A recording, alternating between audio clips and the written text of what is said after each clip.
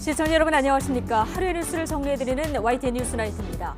총선 코앞에 두고 여당 내 위기론이 적지 않습니다. 이종섭, 황상무 리스크에 비례 공천 갈등까지 동시다발로 터지다 보니 수도권 후보들 사이에서는 이러다 총선 폭망한다는 볼멘 소리까지 나왔습니다. 지금 여당 상황이 여전히 한동훈 위원장 개인기로 돌파 가능한 상황인지, 남은 기간 돌파구는 어떻게 찾아야 할지 정치 전문가들 이야기 들어보겠습니다. 자, 몰아치는 선거 일정에 이재명 대표 오늘 본인 재판에 불참했는데요. 앞으로도 수많은 재판이 걸림돌이죠. 양문석, 박용진 두 사람 공천을 바라보는 당내 온도차도 상당하고 조국 혁신당의 급부상도 민주당으로서는 신경 쓰이는 부분입니다. 이런 상황에서 이재명 대표의 희망사항, 민주당 자체 151석은 가능할까요? 자, 나이트 포커스에서 함께 전망해 보겠습니다. 화요일 뉴스나이트 헤드라인 보시고 바로 출발합니다.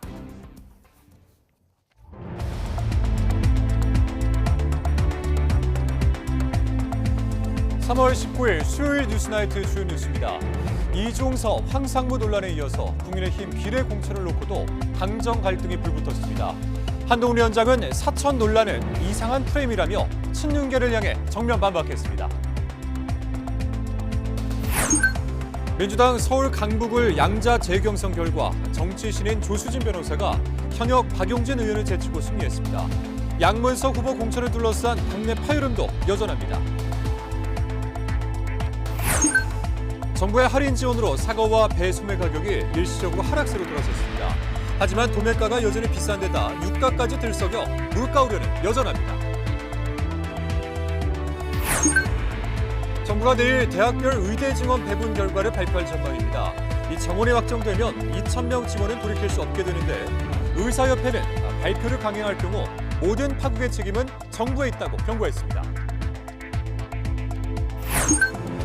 지난해 혼인 건수가 12년 만에 증가했습니다. 코로나19로 미뤄졌던 결혼이 늘어났기 때문으로 보이는데, 이혼 건수는 2020년 이후 4년 연속으로 줄었습니다. 중국발 황사가 유입된 가운데 경기 북부와 강원 등 곳곳에 밤까지 흑비나 흑눈이 내릴 전망입니다. 내일 아침에는 꽃샘 추위가 찾아와 서울 체감온도가 영하 3도까지 떨어지겠습니다. 국민의힘 내부에서 위성정당의 비례대표 공천 문제를 놓고 한동훈 위원장의 사천 논란이 불거졌습니다. 친윤계를 중심으로 비판이 터져나온 건데, 한 위원장은 이상한 프레임이라고 일축했습니다. 강민경 기자입니다. 친윤 핵심 이철규 의원은 오늘 한동훈 위원장이 주재한 공천장 수여식에 참석하지 않았습니다. 전날 한동훈 비대위 인사들이 비례대표 당선권에 배치됐다고 공개 저격한 데 이어 불편한 심기를 숨기지 않은 겁니다. 여당의 위성정당 국민의 미래가 당직자와 호남 출신 인사들을 홀대했다는 주장도 굽히지 않았습니다. 윤석열 대통령 측근으로 꼽히는 주기환 전 광주시당 위원장 등이 당선권 밖으로 밀린 걸 겨냥했다는 해석이 나왔습니다. 다른 친윤계 의원들은 지원 사격에 나섰습니다. 원주 친윤 권성동 의원은 당원 당규를 언급하며 재검토 필요성에 힘을 보탰습니다. 호남에 도전한 여당 후보들은 자진 사퇴 배수진을 치며 당 지도부를 압박했습니다. 재조정이 되지 않으면 우리가 선거를 계속하기가 좀 어렵다, 이런 말씀을 드리고 싶어서. 하지만 한동훈 위원장은 물러서지 않았습니다. 시스템에 따라 공천한 거고 사천을 언급하는 건 이상한 프레임이라며 사실상 이철규 의원의 지적을 반박했습니다.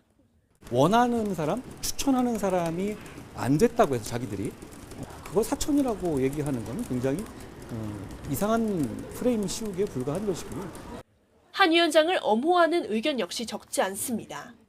비례에 대해서 이야기하는 거 뭐 말할 수는 있는데 좀 왜 그러실까 하는 좀 의문도 또 드네요. 큰 틀의 비례대표 공천은 한동훈 비대위원장이 매우 잘했다. 수도권 후보를 중심으로는 공천 문제 등을 둘러싼 내부 파열음이 커지는 걸 우려하는 기류가 감지됩니다.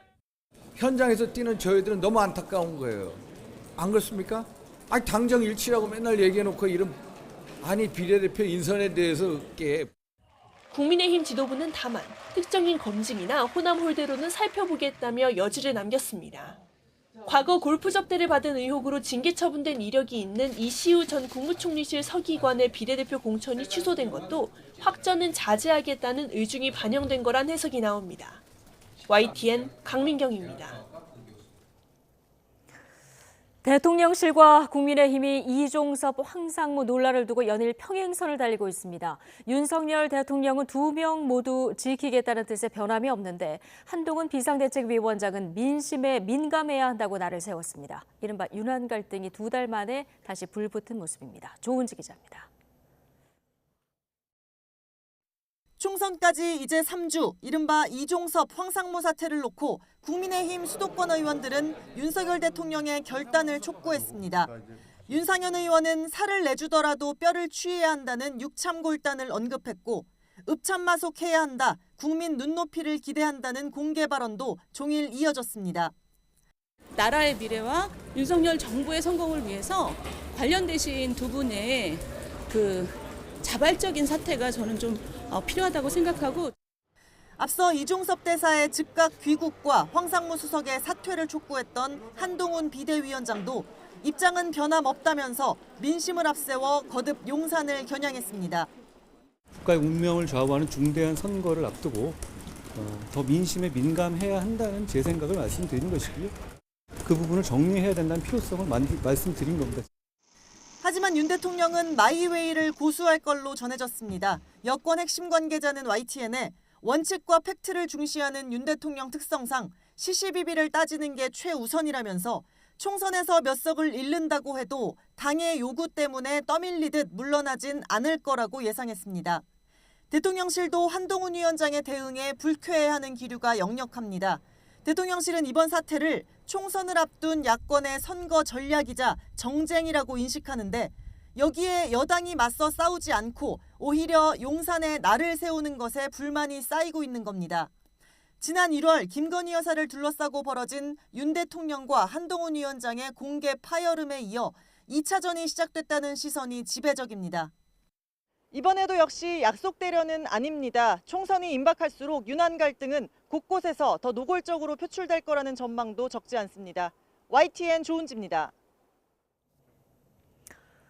정봉주 전 의원의 공천 취소로 다시 치러진 더불어민주당 서울 강북을 2인 경선에서 박용진 의원이 조수진 변호사에게 졌습니다.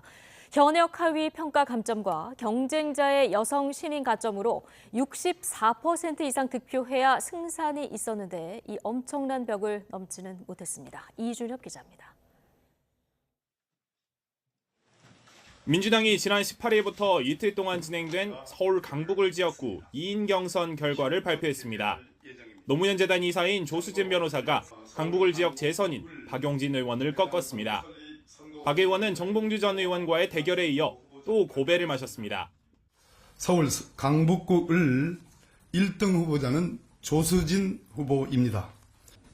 공개할 수는 없지만 상당한 정도의 득표 차이가 있었습니다. 현역평가 하위 10%인 박 의원은 경선 득표율의 30%가 깎입니다.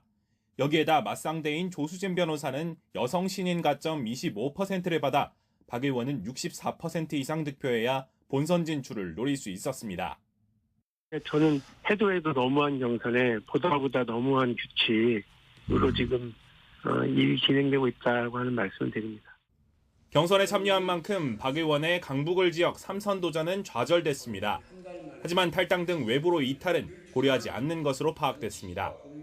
서울 지역 경선 투표에 전국 권리당원 투표를 70%나 반영토록 한 규칙 등 불공정 이슈를 당에 남아 계속 부각할 것으로 보입니다.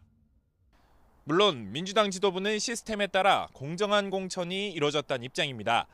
하지만 임종석, 홍영표, 전해철 등 앞서 탈락한 인사들에 이어 박용진 의원까지 비명 속가내기 논란은 쉽게 가라앉지 않을 전망입니다. YTN 이준엽입니다. 김부겸 더불어민주당 공동선거대책위원장이 노무현 전 대통령 비하 논란에 휩싸인 양문석 후보에 대한 재검증을 당 지도부에 거듭 요구했습니다. 이재명 대표는 공천 유지 입장을 고수하고 있는데 내홍의 불씨가 잦아들지 않는 모습입니다. 손효정 기자입니다. 공천 갈등 이후 통합형 선대위에 합류한 김부겸 공동선대위원장이 양문석 후보와 관련해 연일 압박 수위를 높이고 있습니다. 양 후보에게 직접 거취 결단을 촉구한 데 이어 당 지도부에는 재검증을 재차 요구했습니다. 전체 선거에 미칠 영향이 분명히 있다. 그래서 이 후보에 대해서 재검증을 해달라 그렇게 지금 요청을 해놓은 상태. 시간이 가면 저절로 묻힐 수 있는 문제일까? 거기에 대해서 저는 조금 아니라고 보는 거죠. 노무현 전 대통령을 불량품이라고 지칭한 것 외에 추가로 불거진 논란을 문제 삼은 것으로 보입니다. 노 전 대통령을 매국노, 가면 쓴 미국인이라고 표현한 사실이 알려지며 친노계는 물론 비명계의 비판이 거세지고 있기 때문입니다. 열쇠를 쥔 이재명 대표는 공천 철회는 없다는 입장을 분명히 하고 있습니다. 막말 파문으로 공천이 취소된 정봉주 전 의원과 달리 양문석 후보는 정치인에 대한 평가를 한 거라며 당 일각의 요구를 일축했습니다. 네, 이상으로 마치겠습니다. 고맙습니다. 지도부 역시 이런 이 대표의 생각에 힘을 싣고 있습니다. 국민이나 사회적 약자에 대한 혐오 발언이 아닌 정부 정책에 대한 비판적 견해까지 공천 번복 사유로 삼을 수는 없다는 겁니다. 정치인에 대한 어떤 평가라든가 정책적 견해를 말한 부분을 가지고 한 기준을 가지고 양문석 후보를 재단하는 게 맞냐라고 하는 부분은 이 부분에 대해서는 상당히 좀 엇갈리는 것 같습니다. 오는 21일 후보 등록 시작일을 앞두고 공천 번복은 사실상 어려울 거란 전망이 우세합니다. 이를 모를 리 없는 민주당 내 비명계가 양문석 후보 논란을 계속 들고 나오는 건 공천 과정에서 틀어진 감정, 나아가 당내 역학구도를 둘러싼 기싸움 성격도 있다는 분석입니다. YTN 손유정입니다. 조국혁신당 조국 대표는 윤석열 정권의 레임덕을 넘어서 정치적 생명력이 다한 국정 공백을 일컫는 배드덕으로 만드는 게 목표라고 말했습니다. 조 대표는 오늘 서울 용산 이태원 참사가 일어난 장소를 찾은 뒤 윤석열 정권 조기 중시를 탄핵으로 한정하지 않고 권력 오남용을 하지 못하도록 힘을 빼놓을 것이라며 이같이 밝혔습니다. 앞서 조 대표는 서울 용산 대통령실 앞에서 기자회견을 열고 윤 대통령이 관권을 동원한 선거운동을 하고 있다면서 22대 국회 개원 직후 관권 선거 의혹 진상 규명을 위한 국정조사를 추진하겠다고 주장했습니다. 조국혁신당 황운하 의원은 4월 총선 조국혁신당의 비례대표 목표 의석수를 최대 15석으로 제시했습니다. 황 의원은 오늘 BBS 라디오 인터뷰에서 다른 당이 얼마나 득표하느냐에 따라서 한두 석씩 차이가 날 수는 있지만 득표율 25에서 30%, 의석수는 12석에서 15석 정도가 현실적인 목표라고 말했습니다. 조국 대표는 그러나 황 의원의 이 같은 발언에 대해서 공식적으로 목표 의석을 높인 적이 없다며 개인적으로 여러 이야기를 할 수 있지만 자신은 여전히 목표 의석을 10석으로 보고 있다고 말했습니다. 정부가 내일 대학별 의대 증원 배분 결과를 발표할 전망입니다. 의사들의 반발이 거세지만 윤석열 대통령은 국민이 의사 눈치를 보며 마음 졸여야 하는 건 제대로 된 나라가 아니라며 정면 돌파 의지를 밝혔습니다. 김연아 기자입니다. 정부가 의대 정원 배정위원회를 가동한 지 닷새 만에 전격적으로 대학별 배정 결과를 발표할 전망입니다. 속전속결 진행인데 발표되면 1998년 이후 무려 27년 만에 의대 정원이 늘어나게 됩니다. 한덕수 총리가 대국민 담화로 증원 필요성을 다시 한번 강조한 뒤 교육부가 구체적인 대학별 배정 결과를 내놓을 것으로 알려졌습니다. 늘어난 정원의 80%가량을 지방의대에 줄 것으로 전해진 만큼 지방의료의 맏형이 될 거점대 의대는 서울의 빅5 수준 이상으로 커질 전망입니다. 정원 50명 미만의 전국 17개 미니 의대들도 최소 2배 이상 규모를 키울 가능성이 큽니다. 의협은 정부가 발표를 강행할 경우 발생하는 모든 파국의 책임은 정부에 있다고 경고했습니다. 돌아갈 수 있는 마지막 다리마저 끊어버리는 파국적 결과를 초래하게 될 것입니다. 다가올 파국과 의료 붕괴에 대한 모든 책임은 전적으로 정부가 부담하게 될 것입니다. 앞서 전국 의대 교수들도 2,000명 원점 재논의를 거부하면 25일 사직서를 제출하겠다고 밝혀 의대 증원을 막으려는 의료계의 압박은 사실상 최고 수위에 도달한 상황입니다. 하지만 윤석열 대통령은 국민이 의사 눈치를 볼 수 없다며 정면 돌파 의지를 재확인했습니다. 증원을 늦추면 늦출수록 그 피해는 결국 국민에게 고스란히 돌아가는 것입니다. 국민들이 의사들 눈치를 살피면서 마음을 졸여야 한다면 이것이 제대로 된 나라라고 할 수 있겠습니까? 의대 정원이 확정되면 대학은 남은 절차를 마무리해 5월 말까지 모집 요강을 개정 공고하게 됩니다. 한 달 넘게 이어진 의료계 집단 행동에도 결국 의대 2,000명 증원은 돌이킬 수 없는 일이 된 가운데 떠난 전공의와 의대생을 어떻게 대화의 장으로 불러낼 수 있을지는 더욱 어려운 난제로 남게 됐습니다. YTN 김현아입니다. 네, 전공의들이 의료 현장을 이탈한 지 한 달이 되면서 곳곳에서 비상입니다. 수술이 많이 줄면서 병원으로 공급되는 혈액량도 줄었고 보관만 하다가 폐기하는 양이 2배 이상 늘어난 것으로 나타났습니다. 윤웅성 기자의 보도입니다. 서울의 한 헌혈의 집. 혈액량이 부족할 때면 상품권이나 기념품을 추가로 주는 이벤트를 진행하기도 하지만 요즘은 예외입니다. 전공의들 집단 사직으로 수술 건수가 줄면서 혈액 수요도 덩달아 감소했기 때문입니다. 전공의들이 의료 현장을 이탈한 이후 대한적십자사가 의료기관에 공급하는 혈액량은 이전과 비교해 10% 안팎 줄었습니다. 지난해 같은 기간과 비교해도 한 종류를 제외하고는 모두 10% 넘게 감소했습니다. 문제는 혈액을 보관하는 기간이 한정적이라는 겁니다.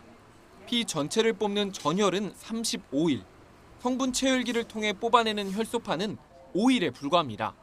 의료 공백 사태 이후 하루 평균 1.8건씩 혈액 폐기가 이뤄졌는데 지난해 2, 3월 하루 평균 0.8건과 비교하면 2배가 넘습니다.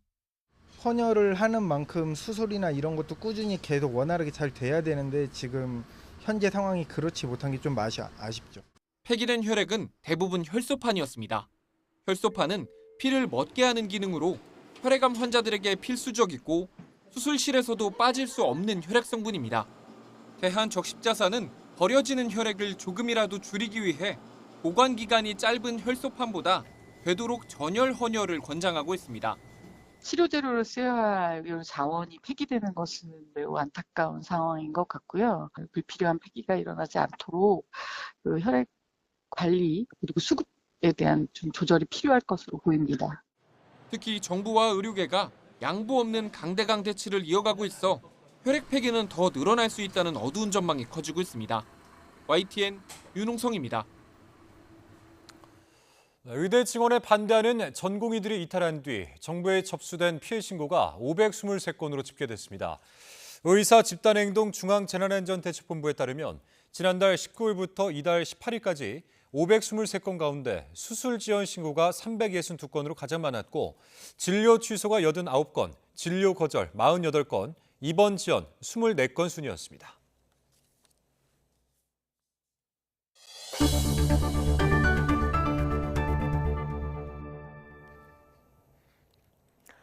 사과와 배, 소매 가격이 정부 할인 지원으로 하락세로 돌아섰습니다. 또 밀가루 가격을 내리겠다고 발표하는 기업도 나타났습니다.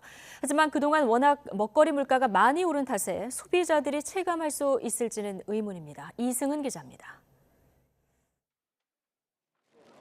정부의 할인과 납품단가 지원, 유통업체 행사에 사과값이 개당 2,500원 밑으로 내려갔습니다. 18일 기준 사과 상품 10개 소매 가격은 24,000원으로 하루 만에 12% 가까이 떨어졌습니다. 배도 상품 10개에 41,500여 원으로 8% 넘게 떨어졌습니다.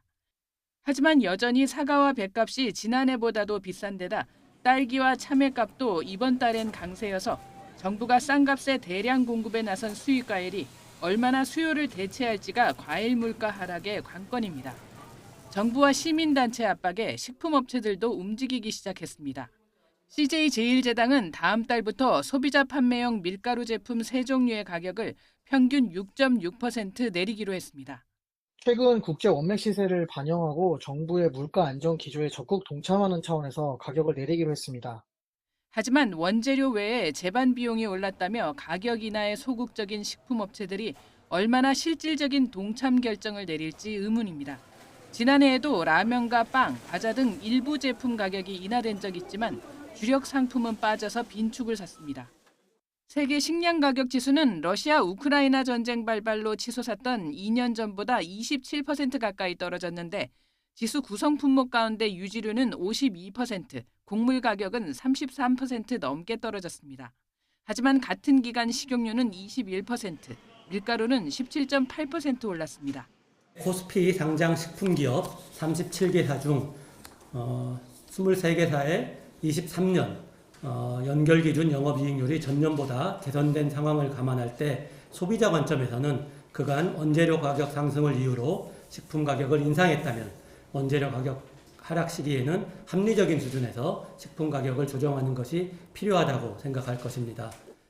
공정거래위원회도 설탕 제조업체들을 대상으로 담합 의혹 조사에 나서는 등 물가 잡기를 위한 전방위적 행보는 이어지고 있습니다. YTN 이승은입니다. 올해 부동산 관련 세금 부과 기준이 되는 전국 공동주택 공시가격은 지난해보다 1.52% 상승해 소폭 오른 것으로 나타났습니다. 올해 아파트 공시가격은 공동주택 공시제도가 도입된 2005년 이래 세 번째로 낮은 변동률을 기록했습니다. 가장 많이 오른 곳은 6.45% 오른 세종이었으며 서울이 3.25%, 대전이 2.62%, 경기 2.22%, 인천은 1.93% 오르는 등 7개 시도는 공시가격이 올랐습니다. 윤석열 대통령은 과거 정부에서 부동산 공시가격을 인위적으로 상승시켜 국민 고통만 커졌다고 비판했습니다. 그러면서 더는 국민이 마음 졸이는 일이 없도록 무모한 공시가격 현실화 계획을 전면 폐지하겠다고 밝혔습니다. 윤 대통령 발언 들어보시겠습니다. 과거 정부는 부동산 정책 실패로 집값이 오르자 이를 징벌적 과세로 수습하려 했습니다. 특히 공시가격을 매년 인위적으로 상승시키는 소위 공시가격 현실화 계획을 시행을 했는데 곳곳에서 엄청난 부작용이 드러나고 국민들의 고통만 커졌습니다. 결과적으로 집 한 채 가진 보통 사람들의 거주비 부담이 급등했습니다. 잘못된 이 부동산 정책이 국민의 거주비 부담을 급등시킬 뿐만 아니라 다양한 방식으로 민생을 악화시켜 왔다는 것입니다. 우리 정부는 더 이상 국민들께서 마음 졸이는 일이 없도록 무모한 공시가격 현실화 계획을 전면 폐지할 것입니다. 코로나19로 미뤄졌던 결혼이 늘면서 지난해 혼인 건수가 12년 만에 증가했습니다. 이혼 건수는 2020년 이후 4년 연속으로 줄었습니다. 보도에 오인석 기자입니다. 통계청은 지난해 혼인 건수가 19만 4천 건으로 1년 전보다 2천 건 늘었다고 밝혔습니다. 코로나19로 미뤄졌던 결혼이 늘면서 2011년 이후 12년 만에 증가했습니다. 그러나 혼인 건수는 2021년 19만 건으로 떨어진 뒤 3년째 20만 건을 회복하지 못하고 있습니다. 외국인이 3천 건 늘었지만 내국인은 1,000건이 줄었습니다. 전체 혼인 중 외국인과의 혼인 비중은 10.2%로 1.5%포인트 증가했습니다. 남녀 모두 30대 초반에서 가장 많이 증가했는데 남자는 30대 초반이 2,000건, 여자는 30대 초반이 4,000건 늘었습니다. 반면 남녀 모두 20대 혼인은 줄었습니다. 20대 후반 남성은 3,000건 가까이, 20대 후반 여성은 3,300건이 감소했습니다. 평균 초혼 연령은 남자가 34세로 0.3세, 여자는 31.5세로 0.2세가 각각 상승했습니다. 통계청은 앞으로 혼인 증가 여부는 플러스와 마이너스 요인이 혼재해 있는 상황이라고 설명했습니다. 젊은 층 사이에서는 혼인을 이제 고려하는 부분도 좀 있는 것 같고요. 물론 이제 정부에서 이제 혼인을 유도하고자 하는 여러 가지 정책들이 있다 보니까 올해 혼인이 어떻게 되느냐에 따라서 조금 이제 그런 추이를 좀 볼 수 있을 것 같습니다. 지난해 이혼 건수는 9만 2천 건으로 1년 전보다 800건 감소했습니다. 이혼 건수는 2020년 이후 4년 연속으로 줄었습니다. 남자는 60세 이상이 19,000건으로 가장 많았고 50대 초반과 40대 초반 순으로 많았습니다. 여자는 40대 초반이 16,000건으로 가장 많았고 40대 후반, 50대 초반 순으로 이혼이 많았습니다. 통계청은 혼인 건수가 추세적으로 줄면서 이혼 건수도 동반 감소하고 있다고 설명했습니다. YTN 오인성입니다. 네, 어제 서울대 의과대학 실험실에서 인체에 유해한 화학물질이 누출되는 사고가 일어났습니다. 사고 직후 건물 안에 있는 학생들이 모두 대피해 별다른 피해는 없었지만 오늘 아침까지 17시간 넘게 건물 출입이 통제되기도 했습니다. 신규혜 기자입니다. 서울대 의대 안에 있는 건물 앞에 사람들이 모여 있습니다. 급하게 짐을 챙겨 나온 사람들은 건물 안으로 들어가지 못하고 서성입니다.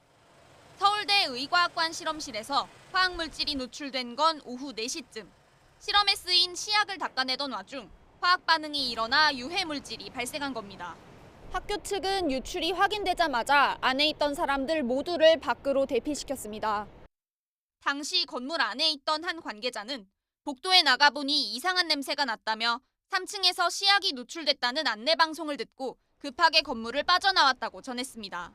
사고 여파로 실험실이 있던 건물이 아침까지 17시간 동안 폐쇄됐습니다. 제가 사용하는 기기가 있어가지고 저는 출입을 못했어가지고 당일날 실험하는데 안 했어요. 문제가 된 화학물질은 머캅토 에탄올로 추정됩니다. 단백질을 다루는 연구에서 흔히 쓰이는 물질인데 노출되면 피부나 호흡기에 문제가 생길 수 있습니다. 상당히 독성이 강한 물질이고 피부에 닿는 거, 호흡으로 흡입하는 거, 섭취하는 게 다 위험한 물질이에요. 학교 측은 문제를 파악한 즉시 환기 등 안전 조치를 마쳤다며 현재 의과학과는 정상적으로 운영되고 있다고 설명했습니다. YTN 신기혜입니다. 네, 아시안컵에서 하극상 논란을 빚었던 이강인 선수가 입국해 대표팀에 합류했습니다. 이강인은 내일 기자회견에 앞서 사과문을 발표할 계획입니다. 이경재 기자입니다. 아시안컵에서 주장 손흥민과 충돌로 한 달 넘게 논란의 중심에 있었던 이강인이 입국장을 빠져나옵니다. 무거운 마음이지만 밝은 표정으로 여느 때와 같이 팬들에게 손을 흔들며 팬들이 건네준 선물도 받았습니다.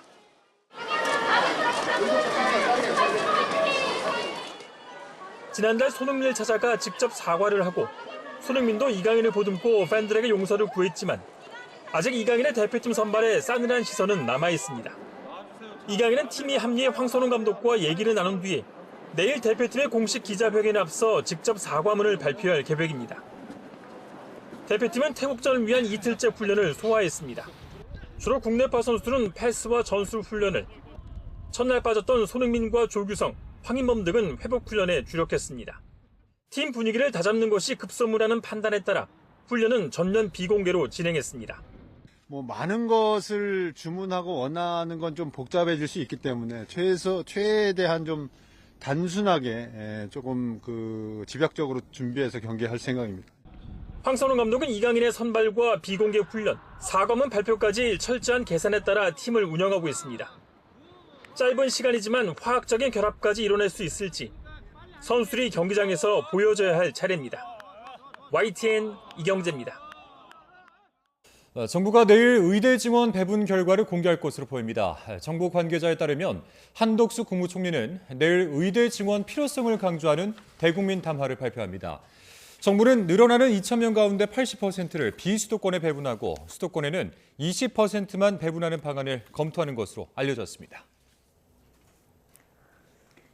의대 증원에 반발한 전공의들이 집단으로 병원을 떠난 지 한 달이 지났습니다. 전공의에 이어서 교수들마저 이탈 가능성이 커지는 가운데 정부는 군의관들이 제대 전 병원에 조기 복귀하는 방안을 검토하고 있습니다. 김평정 기자입니다. 전공의 집단 이탈이 시작된 건 지난달 19일부터입니다. 이후 한 달이 지나도록 전공의들은 병원 복귀 요청에 응하지 않고 있습니다. 정부 역시 물러서지 않고 예고했던 대로 복귀하지 않은 전공의를 상대로 면허 정지 절차를 진행하고 있습니다. 사전 조치로 문자와 우편 등으로 업무 개시 명령을 내렸고 직접 받지 못한 전공의에겐 홈페이지에 공시하는 방식으로 전달을 마쳤습니다. 전공의 여러분들께는 다시 한번 촉구드립니다. 현장으로 바로 복귀해 주시기 바랍니다. 그것이 여러분들의 존재하는 이유입니다. 전공의에 대한 행정처분은 오는 25일부터 이뤄질 전망입니다. 전공의 처벌과 의대 증원에 반발하는 의대 교수들은 25일부터 집단 사직서 제출을 예고했습니다. 서울의대와 연세의대에 이어 부산의대 교수들도 오는 25일에 사직서를 내겠다고 선언했습니다.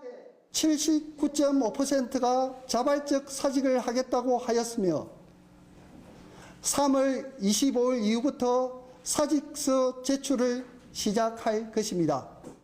한 달째 이어진 의사 집단 행동으로 인한 피해는 공식 접수된 것만 520건에 달했고 70%는 수술 지연 사례였습니다. 진료와 수술이 급격히 줄면서 이른바 빅5 병원은 매일 수십억 적자가 나는 등 비상경영 체제로 전환하는 병원이 잇따르고 있습니다. 진료 공백을 메우기 위해 군의관과 공보위를 파견한 정부는 제대 후 상급종합병원 근무가 확정된 군의관을 제대 전 병원에 조기 복귀시키는 방안을 검토하고 있습니다. 다음 주엔 공보위와 군의관 250명을 추가로 파견하는데 1차 때와 달리 전문의 자격을 갖춘 인원이 대폭 투입될 전망입니다. YTN 김평정입니다. 의대 증원을 두고 정부와 의료계는 여전히 접점을 찾지 못하고 있습니다. 그 피해는 고스란히 환자 몫으로 돌아가고 있습니다. 신지원 기자가 보도하겠습니다.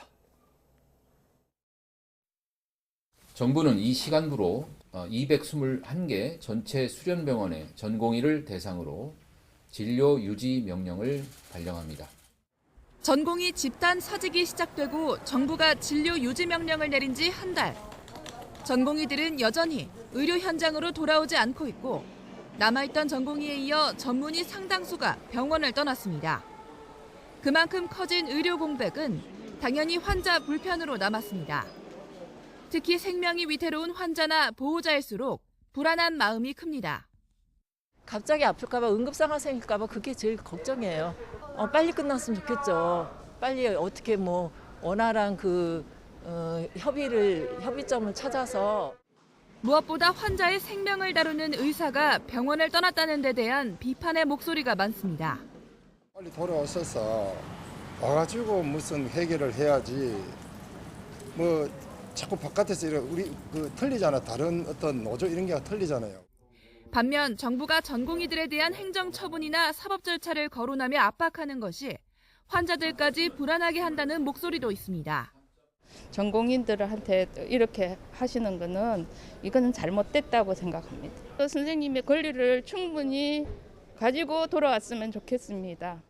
정부와 의사 모두 한치도 양보하지 않는 싸움에 결국 환자만 피해를 본다는 하소연이 커지는 상황. 둘 다 밀고 당기 하기 때문에 안 풀려요. 한 달 이상은 날짜 길어지면요 환자들 더 많아지고 환자들 나중에 더 힘이 더 없고 나중에 원망은 나중에 다 하게 돼가세요.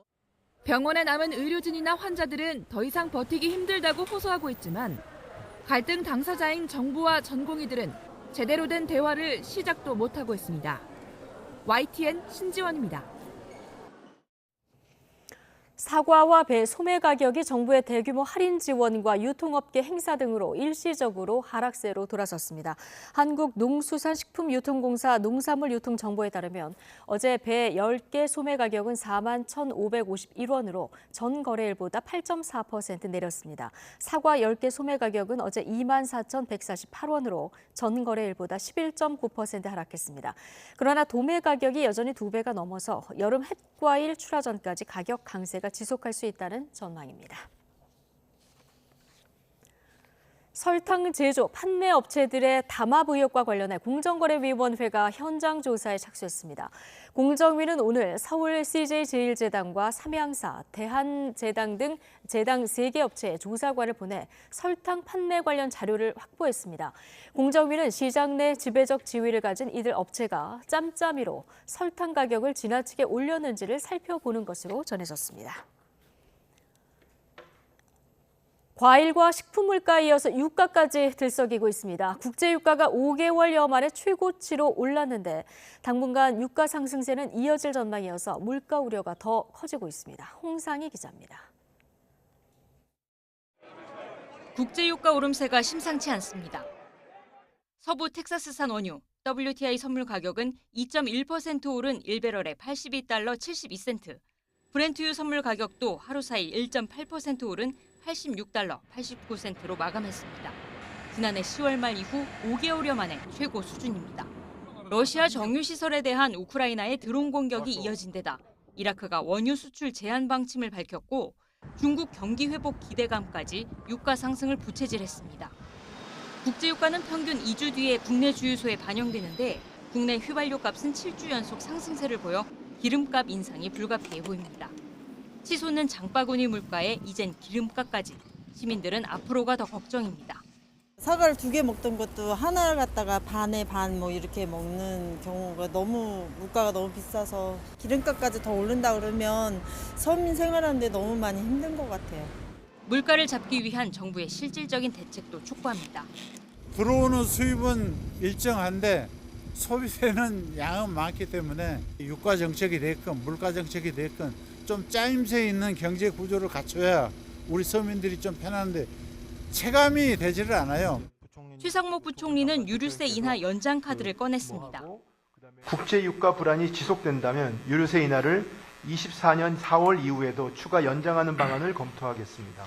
국제에너지기구 IEA가 기존 전망을 뒤집고 석유 공급 부족을 경고하면서 국제유가 상승세는 당분간 이어질 전망입니다. 지난달 농산물 물가가 20% 넘게 오른 가운데 국제유가 상승으로 외부 충격까지 더해지면서 정부의 고민이 깊어지고 있습니다. YTN 홍상입니다. 윤석열 대통령이 부동산 공시가격을 시세 90%까지 올리는 문재인 정부의 공시가격 현실화 로드맵을 폐지하겠다고 밝혔습니다. 이런 가운데 올해 전국 아파트 공시가격은 지난해보다 1.52% 올랐습니다. 이승윤 기자입니다. 서울 강남구 청담동 호텔 엘루이 부지에 지어진 더 펜트하우스 청담. 전용 면적 407제곱미터의 공시가격은 지난해 163억 2천만 원에서 164억 원으로 올라 4년 연속 가장 비싼 아파트가 됐습니다.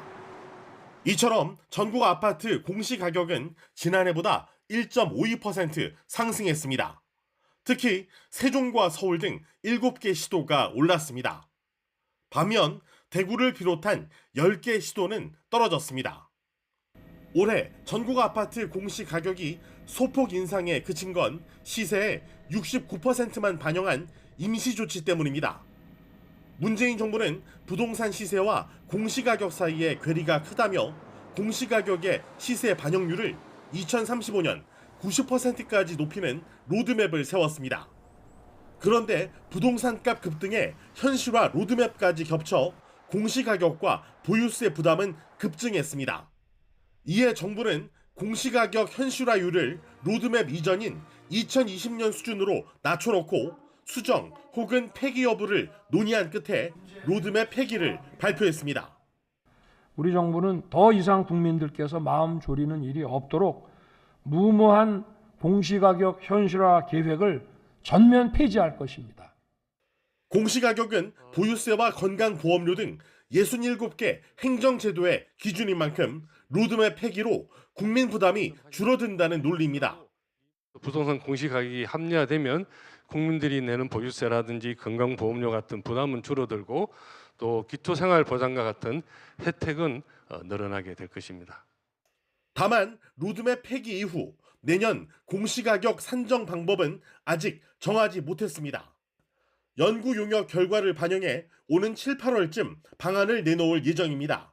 로드맵 폐기가 정부 뜻만으로는 어렵고 법 개정이 필요한 만큼 총선 결과가 중대 변수가 될 전망입니다. YTN 이승윤입니다. 해병대 최상병 사망 사건 외압 의혹을 수사하는 고위공직자 범죄수사처가 이종섭 주 호주 대사의 출국 금지와 해제 과정에서 불거진 논란에 당혹스럽다는 반응을 내놓았습니다. 공수처 관계자는 오늘 정례 브리핑에서 과거부터 정치적 논쟁이나 이슈에 휘말리지 않으려고 굉장히 경계해왔는데 예기치 못하게 이런 상황이 벌어져 당혹스러운 건 사실이라며 본연의 업무인 수사에만 집중하겠다고 밝혔습니다. 또 수사 기밀 유출 의혹과 관련해 내부 점검을 진행했고 결과가 전부 나오진 않았다면서도 이로 인해서 수사팀 사기가 떨어질 수 있다고 우려했습니다. 이종섭 주 호주 대사는 고위공직자범죄수사처에 조사 날짜를 지정해달라고 촉구했습니다. 이 대사 측은 오늘 오후 6시쯤 이 대사 측 변호인이 공수처를 방문해 조사 기일 지정 촉구서를 접수했다고 밝혔습니다. 이 대사는 수차례 밝혀왔듯이 언제든 공수처에 출석해 조사에 응하겠다는 입장이라며 변호인을 통해 하루빨리 조사 기일을 지정해주길 촉구한 거라고 설명했습니다. 국민의힘 한동훈 비상대책위원장은 서울 최대 승부처로 꼽히는 한강벨트를 공략했습니다. 재점화된 수도권 위기론을 불식하는 데 총력을 기울였습니다. 최도희 기자입니다. 총선 승리를 다짐하는 국민의힘 선대위 발대식이 열린 날, 한동훈 위원장이 후보자 지원 유세를 시작한 곳은 서울 최대 격전지로 불리는 한강벨트였습니다. 동작과 서대문, 마포구를 연달아 방문해 국민의힘 후보들의 손을 치켜 세웠습니다. 구름 인파 속 전통시장을 찾아 한 표를 호소하며 상인들 의견에 귀를 기울였습니다. 저희는 여러분들께 잘 보이고 싶습니다. 여러분, 저희는 여러분들께 사랑받고 싶습니다. 그래서 저희는 할 수 있는 모든 것을 남은 20일 동안 쏟아부어서 할 것이라는 약속을 드립니다. 국민의힘 소속 서울시장을 강조하며 지역 현안 해결도 약속했습니다. 실천이 가능한 힘 있는 여당 후보를 선택해달라고 목소리를 높였습니다. 우리는 서울시장을 보유한 당입니다. 저희가 유진상가의 문제를 여러분이 원하는 방식대로 이번에 해결하겠다는 약속을 반드시 드립니다. 더불어민주당과 조국혁신당을 싸잡아 비판하며 야당 대표들의 사법 리스크를 부각했습니다. 저희는 범죄자들의 연대와 종북 세력의 주류 진출을 막아야 할 역사적인 책임을 지고 있다고 생각합니다. 그 책임을 다하기 위해서 저희는 여러분들께 미래를 보여드립니다. 국민의힘은 4년 전 총선에서 한강벨트 지역구 가운데 용산에서만 승리했습니다. 중량감 있는 후보들을 전면에 내세워 서력을 벼르고 있습니다. 여권 내 수도권 위기론이 재점화한 가운데 한동훈 비대위원장의 격전지 표심 공약 행보가 얼마나 성과를 낼지 주목됩니다. YTN 최두입니다. 더불어민주당 이재명 대표가 총선 유세를 이유로 대장동 사건 재판에 또다시 출석하지 않아 재판이 파행을 빚었습니다. 이 대표 측은 선거일까지만 불출석을 허용해달라고 요청했지만 재판부는 다음 기일에도 나오지 않으면 강제 소환을 고려하겠다고 경고했습니다. 김다연 기자입니다. 위증교사 의혹 피고인으로 6시간 동안 재판을 받고 돌아간 민주당 이재명 대표는 하루 만에 열린 대장동과 백현동, 성남FC 사건 공판엔 나오지 않았습니다. 앞서 제출한 불출석 사유서를 재판부가 허가하지 않았는데도 무단으로 불참한 겁니다.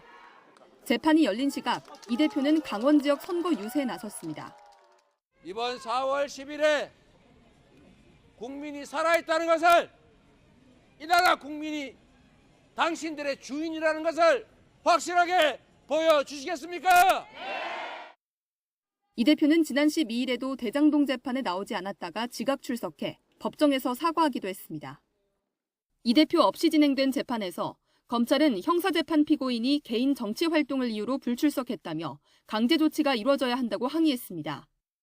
반면 이 대표 측은 선거에 임하는 제1야당 대표에게 조금의 여지도 주지 않는 게 바람직하냐며 선거일까지만 불출석을 허용해달라고 호소했습니다.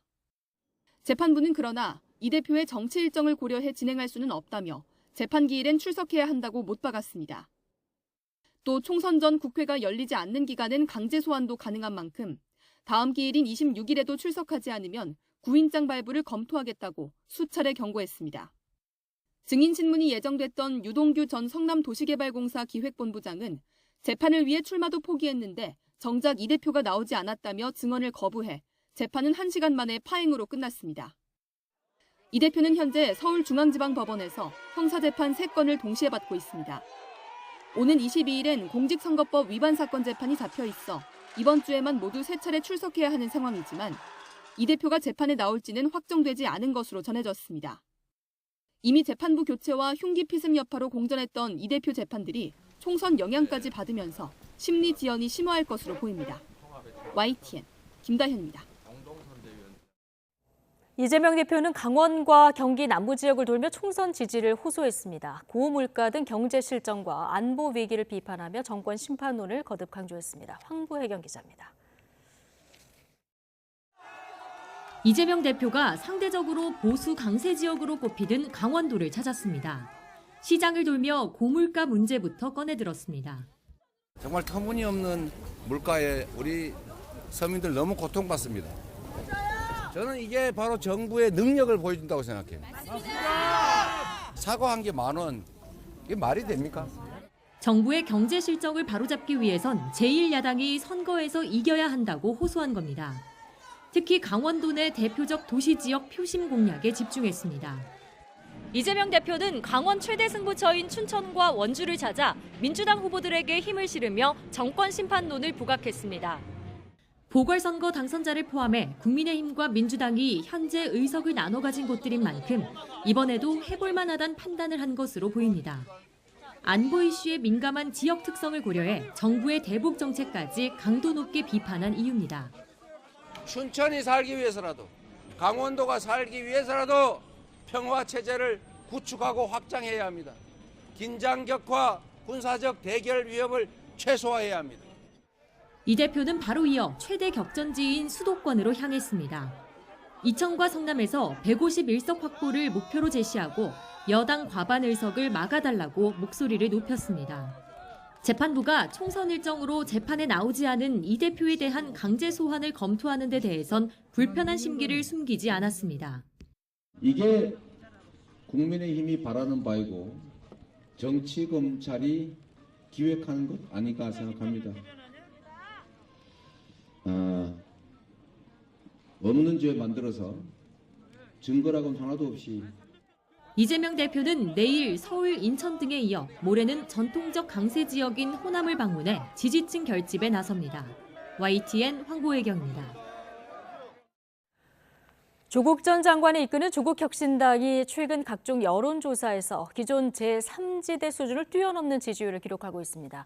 상승세가 이어지면서 비례대표로만 최대 15석을 확보하겠다는 목표까지 제출했습니다. 임성재 기자입니다. 20명 규모 비례대표 순번을 확정한 다음 날 조국혁신당은 대통령실이 있는 용산 일대를 찾았습니다. 이종섭, 황상무 리스크 등을 부각하며 정권 심판론을 강조했습니다. 저는 제가 여러 번 강조했습니다만 1차적으로 레임덕을 만들어야 되고 두 번째는 대드덕으로 만들겠다라는 것이 조국혁신당의 목표입니다. 조 대표의 이런 행보에는 창당 초기부터 일관되게 이어진 선명한 반윤 메시지가 지지율 상승을 이끌었다는 판단이 깔린 거로 보입니다. 실제로 3월 2주차 한국갤럽의 투표 의향 비례대표 정당 조사에서 조국혁신당은 19%를 기록했습니다. 여당의 위성정당인 국민의미래는 34%, 민주당이 주도하는 범야권 위성정당 더불어민주연합은 24%였습니다. 조국혁신당은 다른 제3지대 정당은 앞섰고 더불어민주연합과는 오차 범위 내 격차를 보였습니다. 당내 유일한 현역인 황운하 의원은 내친 김에 정당 득표율 최고 30%, 비례대표 의석 최대 15석이란 목표까지 공개했습니다. 12, 3석에서 14, 5석 정도, 이 정도가 우리 조국혁신당의 현실적인 목표이다. 네. 그렇게 생각하고 있습니다. 조국 대표는 말을 아꼈지만 지금 추세라면 10석까지는 확보할 수 있을 거란 기대감이 감지됩니다. 조국혁신당이 총선 판세의 변수로 떠오르자 국민의힘은 민주당과 싸잡아 견제구를 날리기 시작했습니다. 자신들의 방탄을 위해 탄핵으로 국가를 몰고 가려는 그러한 혼란 세력을 키우고 있습니다.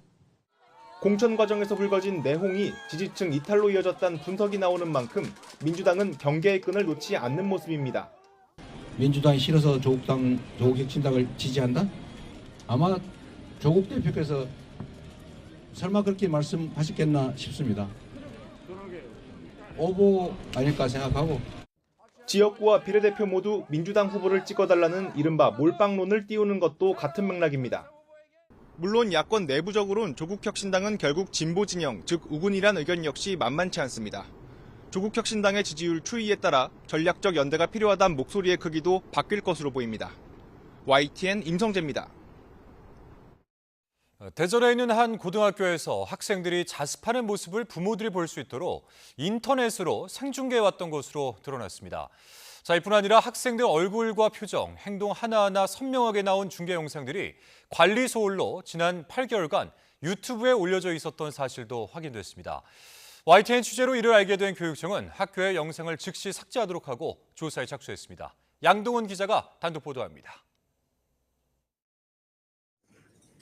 대전에서 고등학교를 졸업한 A씨는 유튜브를 보다 모교 동영상을 발견하고 깜짝 놀랐습니다. 학교 후배들이 자습하는 모습이 실시간 방송되고 있었던 겁니다. 이게 CCTV 같이 설치가 돼가지고 공개적으로 보여지면 안 되는 화면 같은데 유튜브로 송출되고 있다는 게 좀 당황스러웠고요. 실시간 방송을 진행하는 유튜브 채널에는 자습하는 모습을 촬영한 동영상 10여 개도 그대로 남아 있었습니다. 모두 학생들 얼굴이 선명하게 보이는데 날짜를 보니 8개월 전쯤 올라온 거였습니다. 또 영상 아래에는 자신처럼 이게 어떻게 촬영된 건지 궁금해하는 다른 사람들의 댓글이 붙어 있었습니다. 취재 결과 화면 속 아이들은 촬영 당시 3학년이던 학생들. 이 학교 교사가 실시간 영상을 찍어 유튜브로 방송한 거로 드러났습니다. 해당 고등학교에 문의해보니 교사가 학생들이 공부를 더 열심히 하는 자극제가 되도록 학생과 학부모 동의를 받아 한 거라고 해명했습니다. 학교는 생중계 영상이 그대로 남아있다는 사실을 취재가 시작되기 전까지 전혀 몰랐다고 밝혔습니다. 원래 실시간 중계만 하기로 한 건데 방학 기간 방송 관리를 담당한 학생이 유튜브 설정을 잘못해 영상이 업로드됐다는 겁니다. 대전시 교육청은 자습 생중계 사실을 확인한 뒤 학교에 영상 삭제 지시를 내리고 실태 조사에 착수했습니다. 영상 유출은 명백한 문제. 이에 반해 학생과 학부모 동의를 구했다면 생중계 자체는 문제가 되지 않을 수 있다는 의견을 내비쳤습니다. 하지만 취재 과정에 교사가 학부모 간담회에서 해당 내용을 설명하고 공지했을 뿐 개별 동의를 받지 않은 사실이 확인됐습니다. 교육청은 자습 생중계 동의를 구한 과정과 동영상 업로드 경위를 포함해 다른 반이나 학년에서 비슷한 사례가 있었는지 조사하고 있습니다. YTN 양동훈입니다. 술에 만취해 음주운전을 한 남성이 추격전 끝에 경찰에 붙잡혔습니다. 깊은 밤 인적이 드문 골목에서 음주운전을 시도한 남성이 검거될 수 있었던 건 CCTV로 모든 상황을 지켜보며 신고한 관제센터 요원 덕분이었습니다. 현장 화면 함께 보시겠습니다. 야심한 시각, 일행들과 함께 음식점에서 나온 남성이 비틀대며 도로로 향합니다. 몸을 가누기도 힘들어 보이는 모습, 누가 보더라도 술에 취한 것으로 의심되는데요. 차량으로 향한 남성은 눈치를 보듯 주변을 한번 살펴본 뒤 자연스럽게 운전석에 탑승합니다. 그리고선 차를 몰고 유유히 떠나는데요. 주변에 인적이 없어 아무도 모를 거라 생각했을 법도 하지만 이 모든 상황을 도시정보통합센터 소속 직원이 CCTV를 통해서 지켜보고 있었습니다. 해당 직원은 음주운전으로 의심된다며 곧장 경찰에 신고했습니다. 가게에서 나오는데 비틀거리면서 나온 거예요, 그분들이. 동선을 따라갔죠. 대리를 부를 수도 있겠다. 그러면서 일단은 차량 번호, 차량 색깔, 차종 메모해놨죠. 출발하길래 바로 신고한 거죠. 신고를 받은 경찰은 곧장 추적에 나섰습니다. 하지만 남성은 경찰의 경차 불응에 도주를 시도했고 막다른 골목에서 차를 버리고 150m쯤 추격전을 더 벌인 뒤에야 붙잡혔습니다. 경찰 조사 결과 40대 남성의 혈중 알코올 농도는 면허 취소 수준이었습니다. 경찰은 음주운전자 검거에 결정적인 역할을 한 관제센터 직원 이금희 씨 노고에 감사하다며 감사장을 수여했습니다. 이금희 씨는 큰 사고 없이 검거가 이루어져 다행이라며 앞으로도 시민들 안전을 책임지겠다는 말을 남겼습니다. 우리 관제요원들이 촉이 너무 좋아요, 정말로. 정말 경찰관 못지않다. 시민들은 안심하시고 저희가 꼭 지켜드리겠습니다. 다음 소식입니다. 전국 모텔을 돌면서 객실에 있는 고가의 그래픽카드를 골라 훔친 20대 남성이 구속 상태로 검찰에 넘겨졌습니다. 이 남성은 훔친 부품을 판 돈으로 마약을 구입해 투약한 것으로 드러났습니다. 임예진 기자입니다. 검은 모자에 마스크를 쓴 남성이 현금으로 숙박비를 낸 뒤 세면용품을 받아 객실로 향합니다. 그런데 모텔에 입실한 지 불과 1시간 뒤 커다란 가방을 짊어지고 주위를 살피며 방에서 다시 나옵니다. 객실 내 컴퓨터에서 고가의 그래픽카드를 노린 겁니다. 이것저것 가져간 거 다 합치면은 절도당한 금액은 한 60만 원 정도 되고 실질적으로 컴퓨터는 아예 파손이 돼가지고 손실은 150만 원 정도 됩니다.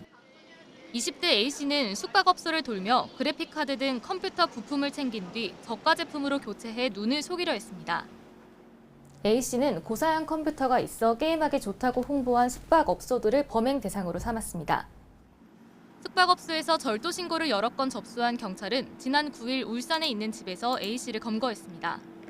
체포 당시 방 안에선 필로폰이 담긴 주사기가 여러 개 나왔고 30여 명이 동시에 투약할 수 있는 양이었습니다.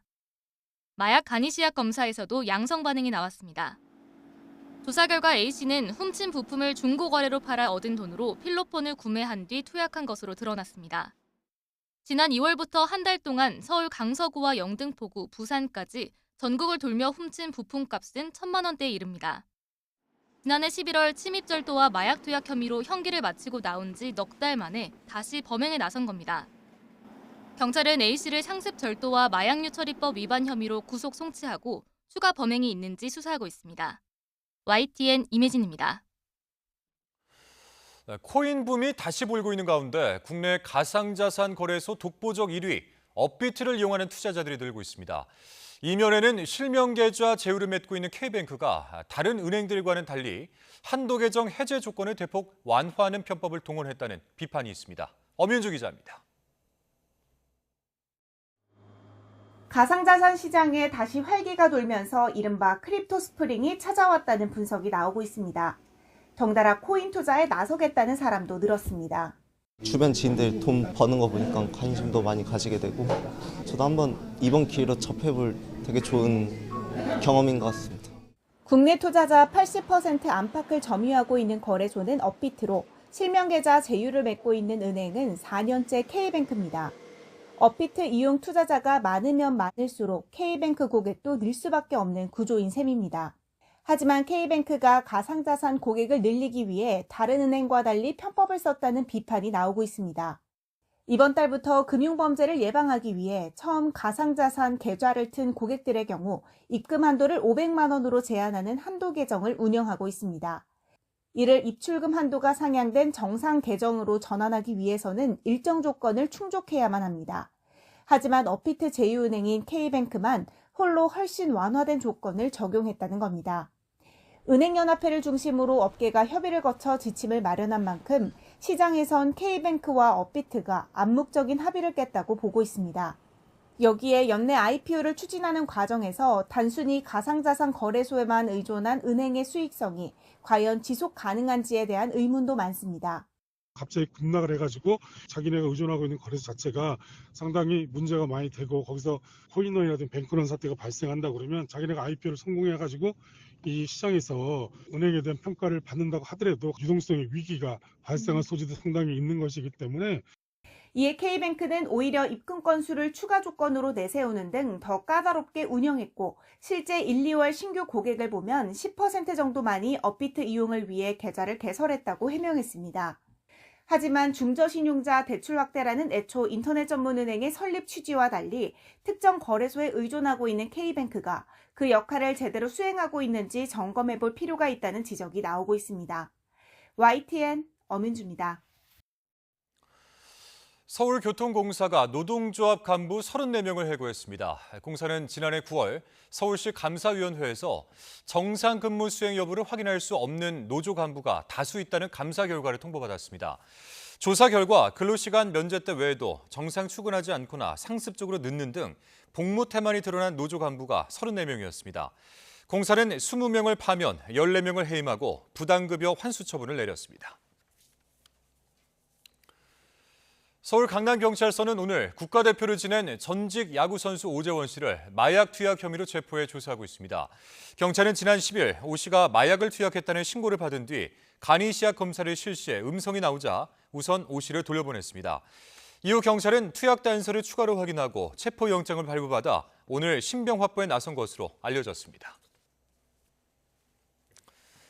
미국 프로야구 LA 다저스와 샌디에이고의 서울 개막전이 내일 펼쳐집니다. 샌디에이고 김하성과 LA 다저스의 오타니까지 이렇게 이름만 들어도 설레는 스타들이 총출동해 서울 밤하늘을 수놓을 전망입니다. 양시창 기자입니다.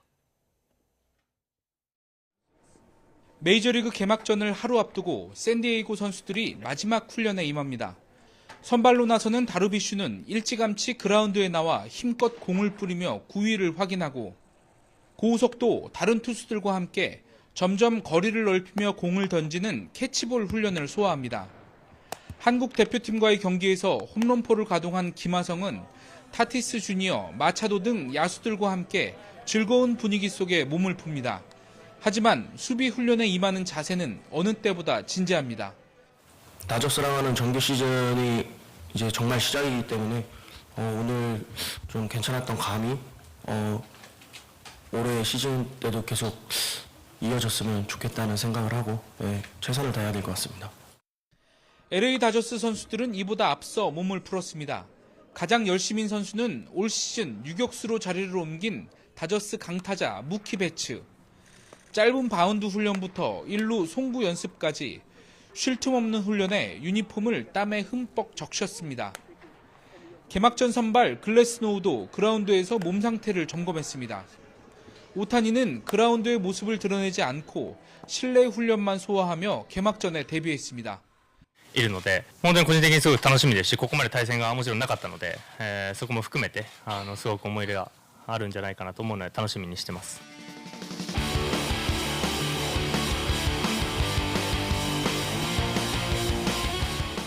코앞에 다가온 2024 시즌 메이저리그 개막전. 개막 2연전을 승리로 장식하고 서울 시리즈에 마침표를 찍겠다는 각오는 다저스와 샌디에이고 모두 똑같습니다. 역사상 처음으로 서울에서 치러지는 메이저리그 개막전에 지구 라이벌인 두 팀이 양보 없는 진검승부를 예고하면서 야구 팬들을 설레게 하고 있습니다. YTN 양시창입니다. 개막에 앞서 열린 프로야구 시범 경기에서 두산 베어스가 8승 1무로 1위를 기록했습니다. 반면 롯데와 기아는 주력 선수의 부상이라는 악재 속에서 시즌을 시작하게 됐습니다. 보도에 김상희 기자입니다. 지난해 팀을 가을 야구에 진출시키고도 와일드카드 결정전 패배로 절반의 성공에 그쳤던 두산 이승엽 감독은 전지훈련을 떠나는 날 선수들에게 경고성 당부를 전했습니다. 프로야구 선수라는 이 마음을 가슴 속에 항상 새겨두고 시즌 끝마칠 때까지 야구에 전념해 주셨으면 좋겠습니다. 감독의 절실함이 통했는지 두산은 이번 시범 경기에서 8승 1무승부 무패로 1위에 올랐습니다. 1995년 롯데와 1999년 한화에 이은 통산 세 번째 무패 기록입니다. 최근 10년 동안 시범 경기 1위 팀 중 7팀이나 가을 야구 진출에 실패했듯이 시범 경기와 정규리그 성적이 꼭 일치하는 건 아니지만 투타 모두에서 안정된 경기력을 보여줬다는 점에서 두산의 성장은 눈여겨볼 만합니다. 지난해 통합 우승팀 LG와 류현진이 복귀한 하나는 선수들이 자신감에 충만하면서 시범 경기 상위권에 올랐다는 공통점이 있습니다. 특히 12년 만에 류현진이 친정으로 돌아온 하나 선수들은 벌써부터 가을 야구 진출을 자신하고 있습니다. 타자들 분위기가 너무 좋아서 뭐 어떻게 말릴 수도 없는 것 같고요. 지금 이 분위기 계속해서 갔으면 좋겠습니다. 반면 사령탑 교체로 기대를 모으는 롯데와 기아를 비롯해 SSG와 키움은 아쉬운 5할 2하의 승률로 마지막 점검을 마쳤습니다. 특히 롯데는 주포 한동희가 옆구리 근육 파열로 한 달 이상 재활이 요구되고 있고 우승 후보 기아 역시 주장 나성범이 아직 복귀 시점을 알 수도 없는 햄스트링 부상으로 전력에서 이탈해 근심 속에 시즌을 시작하게 됐습니다. YTN 김사익입니다. 북한 김정은 국무위원장이 남한 전역을 타격권으로 두는 초대형 방사포의 사격 훈련을 지도하며 전쟁 의지를 강조했습니다. 공중폭발 모의 시험도 진행했는데 핵탄두 탑재를 상정한 훈련으로 위협 수위를 높인 것으로 풀이되고 있습니다. 최민기 기자가 보도하겠습니다. 미사일 6발이 일제히 공중으로 솟구치고 김정은 위원장이 이 모습을 참관하고 있습니다. 북한의 600mm 방사포병 부대 훈련 모습으로 북한 매체는 전날 발사 사실을 보도했습니다. 600mm 초대형 방사포들은 다른 효과적이며 파괴적인 공격 수단들과 함께 우리 무력의 핵심 중추 타격 수단으로서의 전략적 임무를 수행하게 되는 것만큼 600mm 초대형 방사포는 우리 군이 단거리 탄도미사일 SRBM으로 분류한 무기로 한미 군 당국은 KN-25로 부르고 있습니다.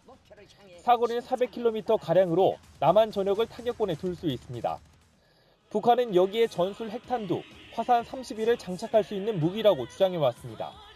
북한은 이번 훈련에서 목표 상공 설정 고도에서 공중폭발 모의 시험도 진행했다고 전했는데 핵탄두 탑재를 상정한 것으로 이를 공중에서 폭발시킨다면 피해는 극대화될 수 있습니다.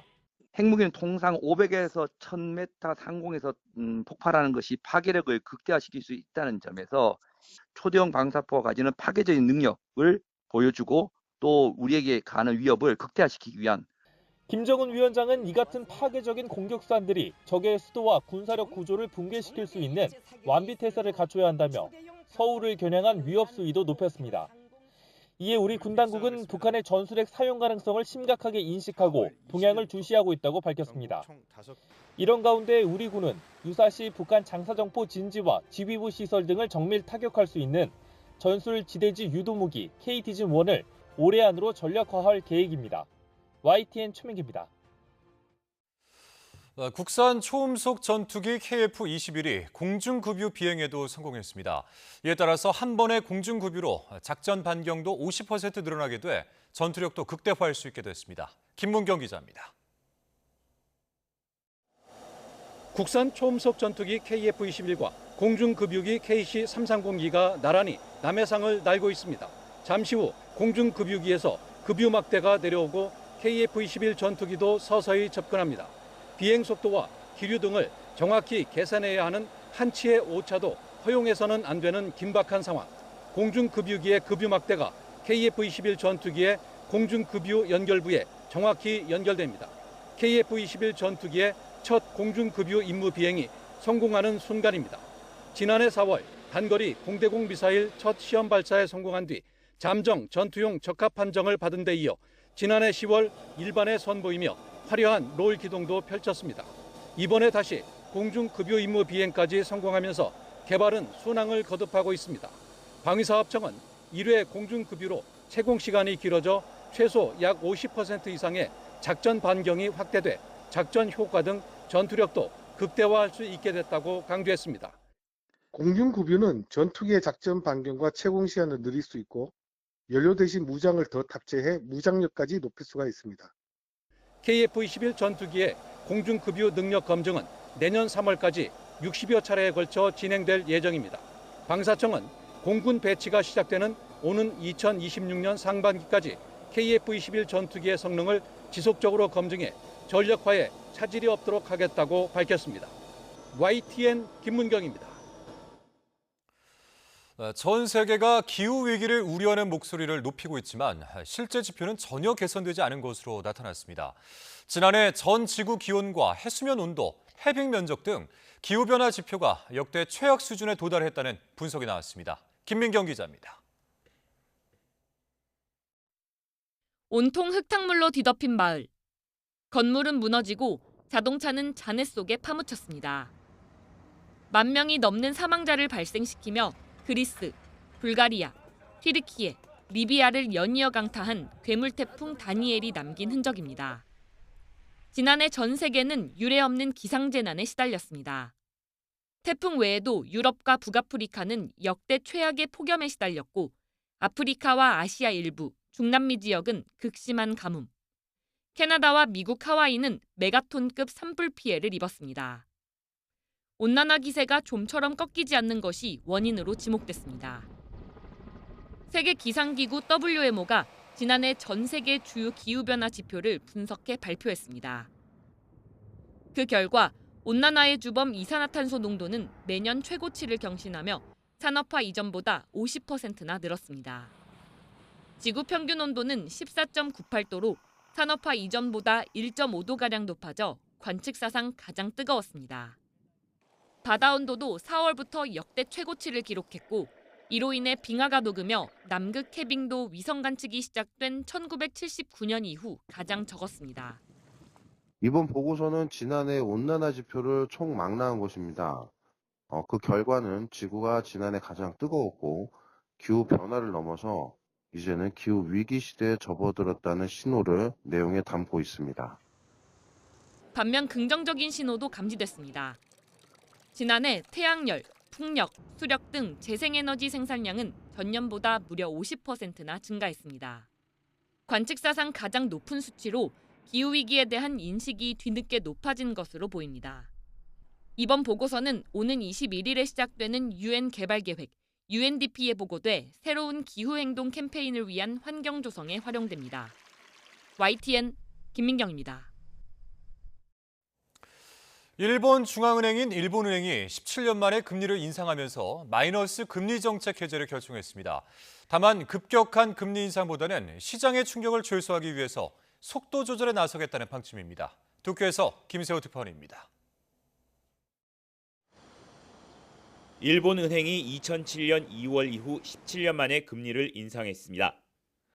일본 은행은 2016년 도입한 마이너스 금리 정책을 통해 마이너스 0.1% 단기 정책 금리를 적용해 왔는데 0.1%포인트를 올리면서 단기 금리를 0에서 0.1%로 유도하기로 했습니다. 경기 부양을 위한 대규모 완화 정책의 핵심인 마이너스 금리 정책 해제를 결정한 겁니다. 자국 기업의 주식을 사들이는 상장 주식 펀드 매입, 국채 매입으로 국채 시장 금리를 통제하는 수익률 곡선과 같은 금융 완화 정책도 중단합니다. これまでのイールドカーブコントロールおよびマイナス金利政策といった大規模な金融緩和政策緩和はその役割を果たしたと考えています。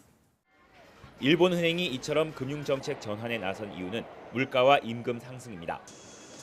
지난해 일본의 소비자 물가 지수는 3.1%로 1982년 이후 최대치를 기록했습니다.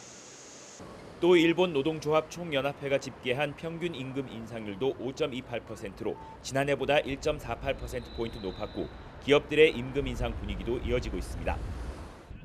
하지만 금리 인상으로 부동산 시장과 대출자, 수출 기업에 미칠 충격을 고려해 기존 완화 정책을 일정 기간 이어간다는 방침입니다. 특히 금융정책 결정회의 참석자들 일부는 이번 결정에 대한 우려를 나타낸 것으로 전해졌습니다. 今回の決定においてマイナス金利の解除に実質的に反対している方が2人いらっしゃったと。これは大きいと思うんですね。 잃어버린 30년이라고 불리는 장기 경기 침체에 대응하려고 취해왔던 지금까지의 정책에서 벗어나겠다는 일본. 일본은행의 이번 금리 인상이 미칠 파급력이 어느 정도일지를 놓고 일본 국내외 금융시장이 촉각을 곤두세우고 있습니다. 도쿄에서 YTN 김세호입니다. 미국 물가 상승 하락 속도의 둔화 징후를 시사하는 각종 경제 지표가 나오면서 시장에서 연방준비제도, 연준의 금리 인하 시점이 늦어지고 인하 횟수도 줄어들 것이라는 전망이 나왔습니다. 블룸버그 통신은 이같이 보도하고 이에 따라 미국 국채 2년물, 5년물 금리가 올해 최고 수준으로 상승했다고 전했습니다. 연준의 금리 결정을 예측하는 스와프 계약에서는 6월 금리 인하 가능성이 50% 안팎으로 나타냈습니다. 골드만삭스는 예상보다 소폭 높은 인플레이션 경로를 이유로 연준의 통화정책 전망을 수정해 올해 금리 인하가 0.25%포인트씩 4차례가 아닌 3차례 이루어질 것으로 내다봤습니다. 지난달 일본을 방문한 한국인 수는 81만 명으로 일본에 입국한 외국인 순위 1위를 유지했습니다. 일본 정부 관광국 통계를 보면 지난달 일본을 찾은 외국인은 총 278만 8천 명으로 코로나19 유행 이전인 2019년 2월보다 7.1% 증가했습니다. 국가별로는 한국인이 81만 8,500명으로 전체 29.3%를 차지하며 가장 많았고 대만이 50만 2,200명, 중국이 45만 9,400명으로 그 뒤를 이었습니다. 봄의 네 번째 절기 춘분인 내일은 봄을 시샘하는 추위가 기승을 부리겠습니다. 서울 아침 기온이 1도까지 떨어지겠고 찬바람이 불며 체감 온도는 영하 1도까지 내려가겠습니다. 출근길 보온에 각별히 신경 써주시기 바랍니다. 한낮에도 9도에 머무는 등 오늘보다 또 예년보다 쌀쌀하겠습니다. 내일은 구름량이 줄면서 대체로 맑은 하늘이 드러나겠습니다. 다만 해안을 중심으로 바람이 매우 강하게 불겠고 오후까지 영동과 경북 북동부를 중심으로 비나 눈이 더 내리겠습니다. 특히 강원 산간에는 20cm 안팎의 폭설이 더 쏟아질 것으로 보이는 만큼 피해 없도록 더욱 주의해 주시기 바랍니다. 내일 아침 기온은 서울 1도, 대전 1도, 춘천 영하 2도, 안동 0도로 오늘보다 3도에서 6도가량 낮겠습니다. 낮 기온도 서울 9도, 대전 10도, 광주 10도, 대구 12도로 오늘보다 1도에서 5도가량 낮겠습니다. 모레까지 꽃샘추위가 이어지겠고 금요일 밤사이 전국에 비가 내릴 전망입니다. 날씨 정보였습니다. 화요일 뉴스나이트 마치겠습니다. 함께해 주신 여러분 고맙습니다.